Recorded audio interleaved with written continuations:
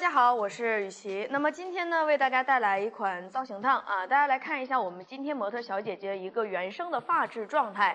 那现在我们能看到这个头发的长度呢，基本上是差不多快到腰的这个位置啊。但是呢，因为它可能是短发留长的，就很久都没有做过修剪，所以它发尾的这个地方头发会特别的碎啊。然后呢，我会给它简单做一个修剪，因为像造型烫呢，我们需要厚重感，所以像这样特别碎的情况下，我会给它简单的再去做一个修剪。那么修剪的长度呢，大概到这个胸向上一点啊，因为像它这个身高啊，以及它这个脸型整体的一个状态啊，那么在胸再往上一点这个长度，那么对于它来说，我觉得是比较合适的。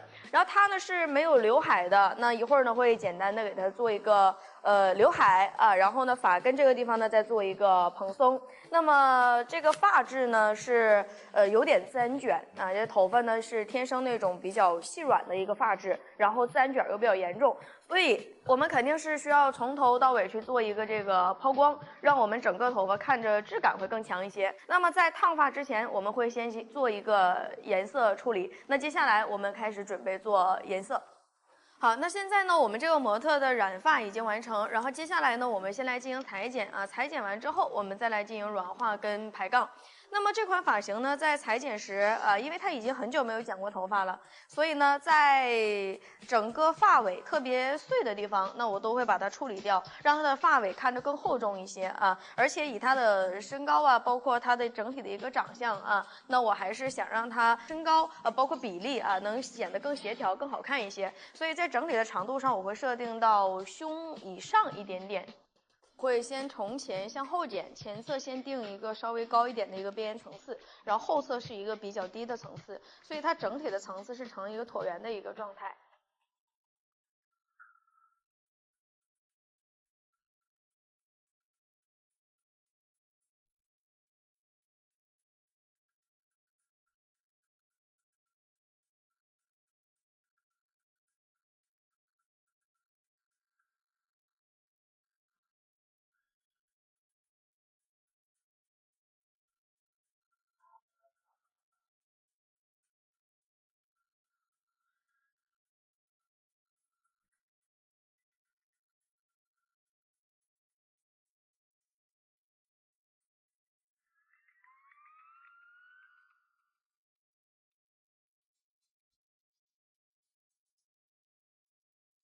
好，那现在呢，我们大体的裁剪就已经完成了，然后接下来呢，给它吹干啊，简单做一个前侧边缘层次的修饰，然后我们再来进行烫发。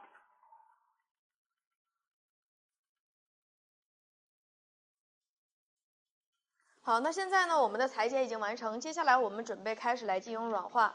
在软化之前，跟大家说一下这款发型的软化布局。那么在软化的时候，前侧的地方呢，软化是1/2，后侧软化是1/3。就按照我们这款发型来讲，大家在家里就可以这样软化。但是今天这个模特呢，跟我们在家可能有一点点的不同。那因为它是一个自然卷，所以头发从发根到发尾都还是挺毛躁的。那我需要全头都要去做一遍抛光。那么这个头发软化呢，我就需要从发根到发尾都要一次性进行去软化涂抹。上面软化完之后只做抛光就好了。那下边呢，我们只烫一个发尾，烫完之后就是一个造型烫啊。然后呢，如果你们在家的发质不是像它这么毛躁的，本身就比较顺的，想烫造型烫，那你就可以按照我刚刚所说的前侧软化1/2，后侧软化1/3啊就可以了，跟我们的裁剪是互相搭配的。因为剪头发我们是前短后长，所以烫发我们也是前高后低，这样子呢，它搭配在一起才能形成一个整体的好看的轮廓啊。然后接下来呢，我们来看一下药水调配。那么今天这个模特的发质啊，它是一个细软发，然后呢再外带一点点的自然卷，头发发尾的地方特别的干，那可能平时他自己洗头发呀，那吹风机对头发也会造成伤害。那像顾客在家可能自己也做过一次性的卷发造型，都会对头发造成热伤害。所以呢，我刚摸了一下，发尾的地方还是蛮受损的，因为它的吸水量超级好，一喷水都完全被吸收了，说明头发内部的空洞比较多。那么这个时候我们的药水调配呢，还是要稍微的柔和一些。那现在我推车上也是这3款药水，这3款药水里边我会选择用 T1+ T2，两个呢是1:1，一份 T1加一份 T2，然后整体再加上一份的水来去做一遍破冰，然后再来软化。那么很多人可能不理解什么是破冰，或者是为什么我要这样子去调配，你们可以看一下法式的那一篇章里边我有讲过药水调配的详细的细节。那现在呢，我来做调配。好，调配完之后是这样一个比较稀的状态，因为我们今天这个妹妹的头发实在是太干了啊，所以呢要大量的进行去补水。那么我们药水是高碱性，药水把毛鳞片打开的同时，水分也会输送到头发的内部去做这个填充啊，所以呢我尽量破冰的时候调配的稍微稀一点，而且我们 T2的药水本身就是啫喱状啊，它本身就会稍微的稀一些。然后现在我们来开始做破冰的涂抹。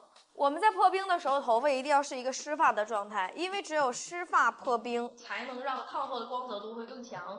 如果你干发破冰，就会出现软化不均匀的情况，而且头发烫会也会比较的毛躁。因为头发比较的受损啊，所以呢，在烫发之前呢，我会涂一点点的小分子蛋白。差不多啊，那我需要按压这些蛋白啊，涂抹在发中跟发尾的地方。这个蛋白涂多少，涂不涂看头发的发质状态。如果说头发烫染过次数比较多，那你可以涂的量稍微多一点啊，也可以再涂一遍 LPP， 做一遍双重填充。但如果说你的顾客只染过一次，那你可以只涂一个蛋白就开始操作。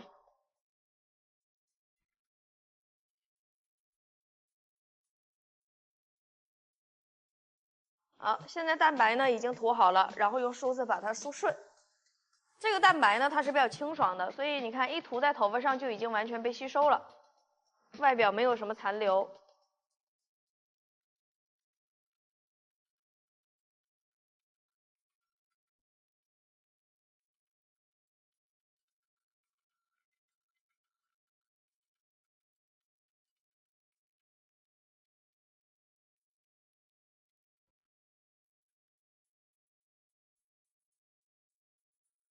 好，那现在呢，我们的破冰的药水已经涂抹完成啊。那么破冰在涂的时候一定要切记，量可以稍微的少一点，不要太多。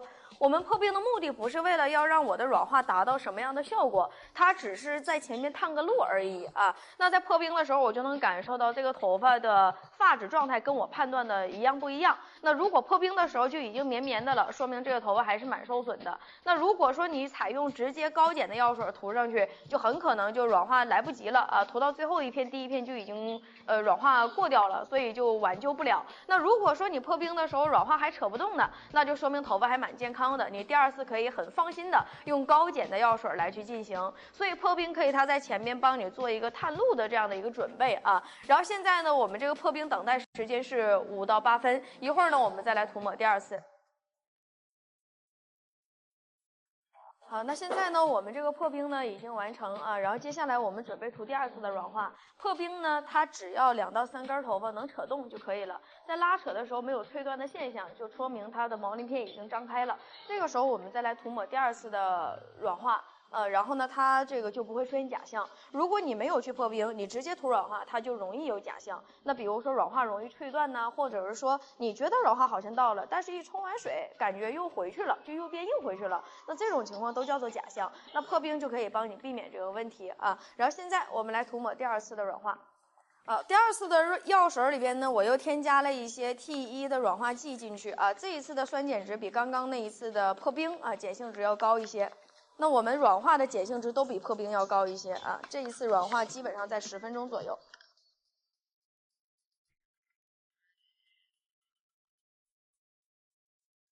看到我这次的量比刚刚破冰的量涂抹的要稍微的多一些。那第二次的软化时间基本在10到15分钟之间。那我们现在再继续等待，软化达到75%就可以冲水。好，那现在呢软化呢我们已经有75%了，来看一下啊，我简单做个测试。拿10到15根头发，然后呢10厘米为一段，拉长1倍，有回弹啊，1次、2次，能看到回弹的波纹。这个回弹的波纹呢，就是75%的状态啊，2到3圈即可。然后现在我们准备去冲水。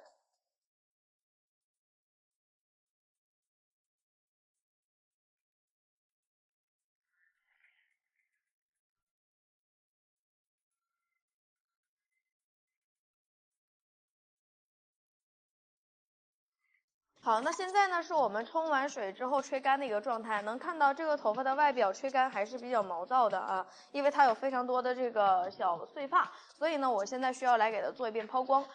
那么在抛光的时候，我们选择这个弧形夹板啊，这个弧形夹板是2.2厘米的，不要选那种弧度特别大的，不然它非常容易出印子。这种弧形板做这个烫前的抛光啊，效果是最好的。然后我用的温度呢是200度啊，不要害怕，我们要高温抛光，高温才具备抛光的效果。大力把它夹顺就好了，也不要担心一会儿会不会烫得卷啊。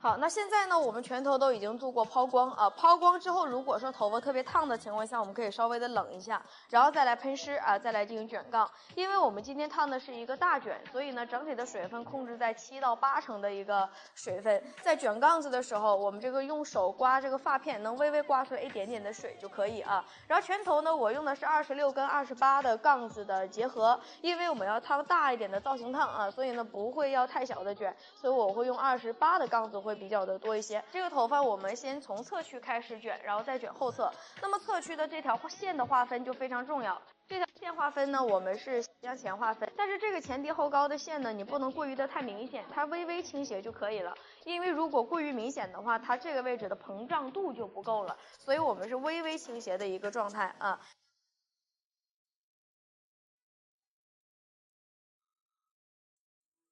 前侧地方上卷，我们先重叠啊，重叠一圈是水平状态。水平状态重叠一圈过后，把杠子进行倾斜啊，我们再来倾斜1圈半，重叠一圈，倾斜1圈半。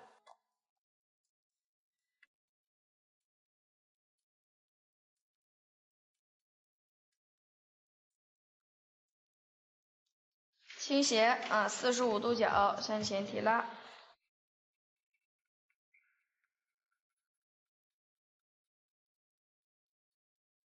好嘞，注意看这个侧区，因为很多女孩子侧发区的发量是特别少的，所以我们侧发区的头发可以向后稍微的划分一些，这样前侧烫完的支撑力就会更强。不然的话，前面就几根头发烫完之后会特别的轻飘。然后前侧我们倾斜向前划分，微倾斜。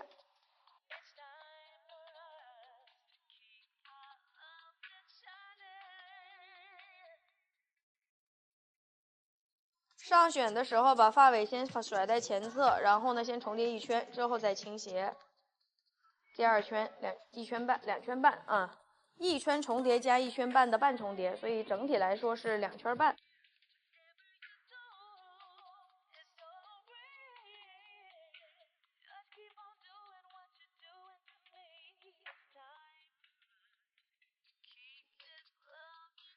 由于它的发量特别少的原因啊，所以呢，在底区长度区啊，我直接上卷1根杠子。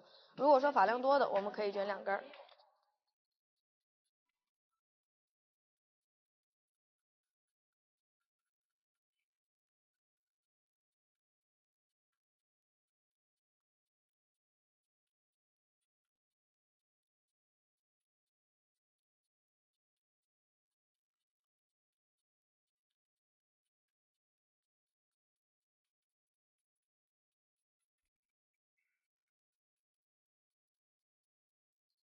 好，那现在全头的杠子都已经上卷完成了啊，然后刘海的地方呢就重叠一根向下。如果大家想知道刘海的详细烫法，可以去我们的刘海篇章去看一下啊，里边有很多个刘海的详细讲解。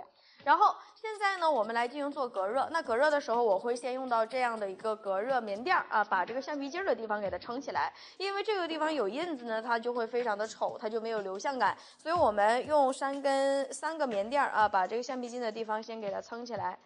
撑的稍微厚一点，这样子它就不会有印子。然后一会儿我们直接把这个地方再抛光开半圈，然后直接上定型就可以了。那因为我上面也抛光了，所以上定型的时候上下一起上定型啊。那现在呢，我们开始来进行加热。好，那现在呢，我们头发都已经把橡皮筋的印子挑好了，然后接下来我们需要包棉。那因为头发是细软，如果要是粗硬发，我们就不需要包棉，可以直接去加热的，加干就 OK 了。因为你想要的是自然的大卷嘛，所以呢不需要包这种棉来去塑形的。但如果说像他头发又细软，然后烫大卷，那你想保持时间久一点，那你就可以采用包棉。因为头发是有一点点的自然卷，那么大家都知道，越自然卷的头发，它的成型能力就越强，它越容易出卷。所以综合考量，那我们就包棉包一次。那包的棉就是我手里边拿的这种硅胶棉，它的锁水能力会非常强。在包上去之后，它的小水珠都会蒸发到这个硅胶上边，然后它呢会不向外散发，然后这个硅胶上面的小水珠它又会再进行内部的循环。那么这个硅胶棉呢，我会100度7到8分钟包一次啊，包一次就好，因为我烫的是自然的效果。那如果烫法式，我就可以包2次啊。那么如果想听怎么去加热包棉的，你们也可以去上一篇我有一个烫韩式 C 型的那一篇章啊，有详细的去讲过。那么这个妹妹呢，在加热的时候，我们直接用100度7到8分包一次棉，棉拿掉后还是100度7到8分，持续把它加干即可。这个硅胶棉在用的时候，长的这一面在上啊，不然的话它是非常容易出印子的，所以不要这样倒着夹啊，我们一定是正着夹，把这个硅胶的长出来的部分向上。好，那现在呢，我们已经加完热了啊。那么在加热的时候呢，头发一定要加干，但是干了之后呢，就不要再继续加了，因为有的人加热加的过于太干，就会导致于烫完虽然是造型的感觉，但是摸着就是没有质感啊。所以如果你想要造型烫的质感好，就是在9成到10成干的那个边缘就可以了，就不要说干了还要一直在加啊。用杠子的余温把它一点一点的慢慢再变干就可以了。然后现在呢，我再来做一遍接口地方的抛光啊。那么接口的地方抛光主要抛的就是流向，那我这个弧形板的温度啊，一样要到200度。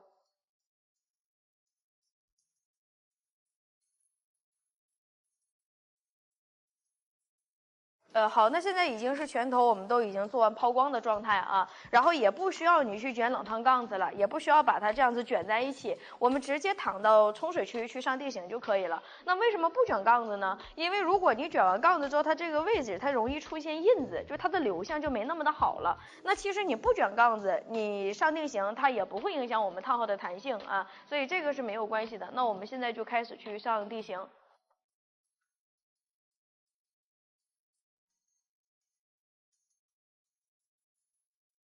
好，那现在呢，我们这个头发已经烫发完成了啊，然后现在是一个湿发的效果，大家能看到这个模特的头发真的是发量非常的少啊，全部的头发都放到前侧了啊，这是大家能看到所有的一个发量了。所以为什么我要把它下面那些头发剪掉？因为你不剪掉的话，它下面更碎，所以看着发量就更少啊。所以呢，我下边为了保留它的厚重感，那我就给它直接剪齐了，然后向上一点啊，这样子呢，它这样呢，它整体就没有那么的厚重了。所以这个头发呢，我们在烫发的时候也不用刻意的进行去调亮跟打薄，整体呢我都是没有调亮过的，也没有打薄过的，只是剪了个形而已。然后前侧的地方边缘层次稍微做了一点修饰。然后现在呢，开始来准备给它做吹风造型。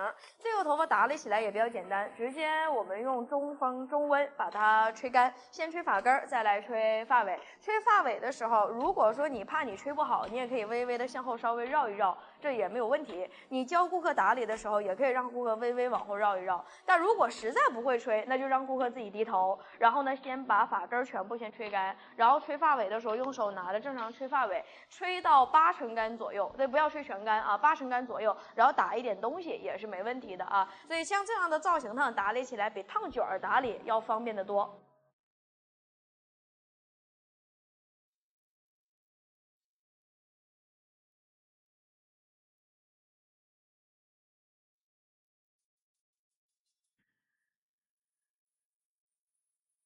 好，那现在呢，我刚好把这一侧给吹干，吹干之后，现在还是没打东西的状态啊，就正常吹干。然后呢，这侧吹完之后，能看到它整体的轮廓它就蓬松起来了，但是发量真的还是非常的少哈。然后另一侧就是没吹的啊，然后接下来呢，我准备开始吹另一侧，给大家做了这样的一个干湿对比状态。然后现在呢，我来吹另一侧的头发。